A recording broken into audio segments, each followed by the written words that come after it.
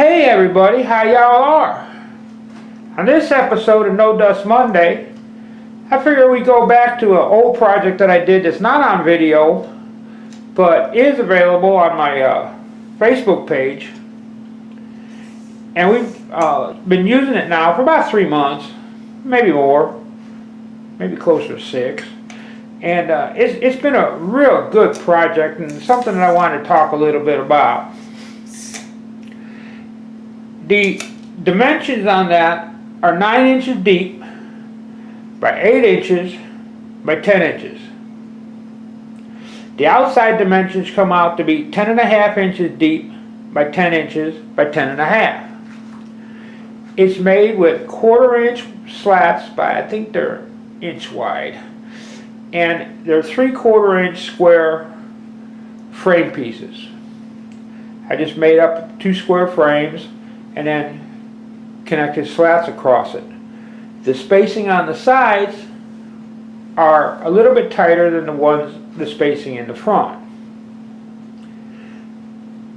The original plan was to have a place on the bottom to be able to pull the K-cups out, which is why there's a wider gap on the bottom. During construction,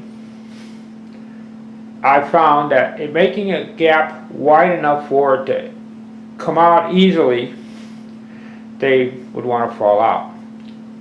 So I kept making the gap a little bit smaller, and now I came up with the gap that's on there now. That gap is a little bit tough to get a K-cup out. You have to kind of manipulate it a little bit. But it works. It's just as easy to take them out of the top. I sealed it using Danish oil, and it seemed to be holding up pretty well, although I probably need to hit it again. The size that I made this was on purpose. We drink a lot of coffee. We normally buy coffee whichever is the most affordable. Sometimes we find them in K-cups, other times we'll find it in bulk. Recently we've been finding K-cups that come in an 80 cup box for a reasonable price. The exact price I don't know off the top of my head.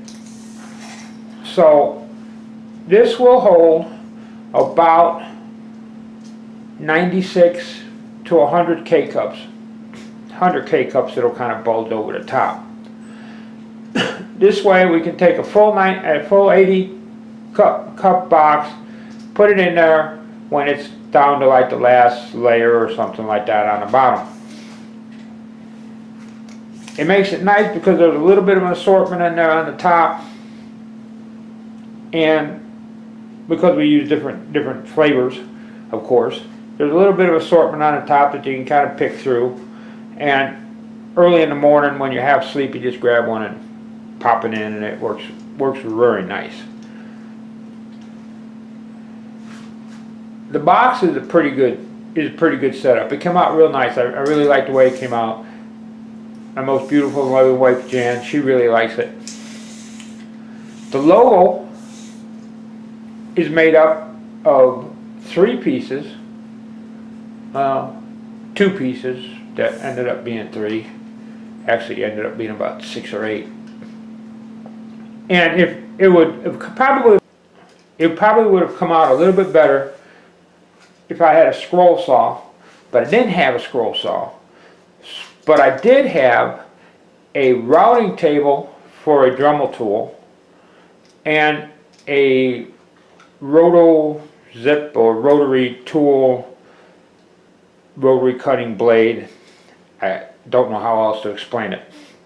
And I used a rotary blade similar to that of a scroll saw and cut out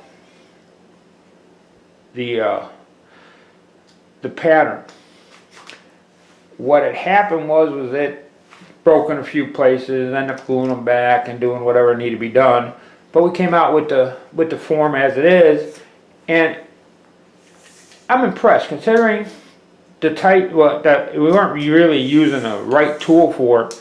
It did come out real nice and it looks pretty good. My most beautiful and loving wife, Jan, she did the painting on it, and it came out real well.